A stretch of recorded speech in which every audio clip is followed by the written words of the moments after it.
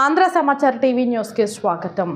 పొందూరు గ్రామంలో శ్రీ కంచి కామాక్షి ఆలయ ప్రాంగణంలో అత్యంత వైభవంగా జరుగుతున్న దుర్గా నవరాత్రి వేడుకలలో భాగంగా సరస్వతీదేవి పూజలో ఎంతో మంది భక్తులు పాల్గొన్నారు.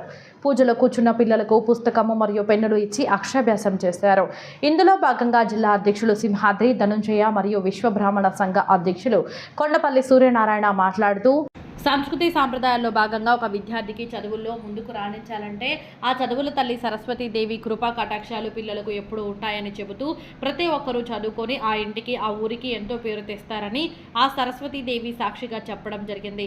ఈ యొక్క పూజలో భక్తుల సహకారంతో పాటు కమిటీ సభ్యులు ప్రోత్సాహంతో చాలా ఘనంగా ఈరోజు మహాలక్ష్మి అమ్మవారి పూజ జరిగింది.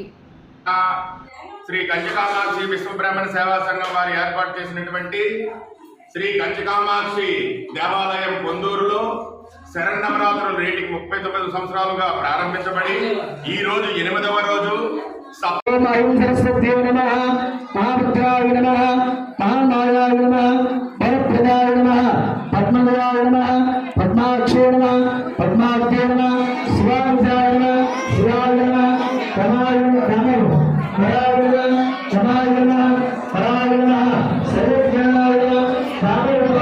ఏర్పాటు చేసినటువంటి శ్రీ కంచి కామాక్షి దేవాలయం పొందూరులో శరన్నవరాత్రులు నేటికి 39 సంవత్సరాలుగా ప్రారంభించబడి ఈ రోజు 8వ రోజు సప్తమి తిథి మూలా నక్షత్రము మహాసరస్వతి అవతారం సందర్భంగా శరన్నవరాత్రుల్లో చాలా మందికి భక్తులకి పిల్లలకి అందరికి అక్షరాభ్యాస కార్యక్రమాలు మరియు జ్ఞానార్చన కుంకుమార్చనలు మహాదేవికి సరస్వతీదేవికి దుర్గాదేవికి అనేకమైన విశేషమైన సామూహిక పూజలు ఎన్నో జరపబడినవి.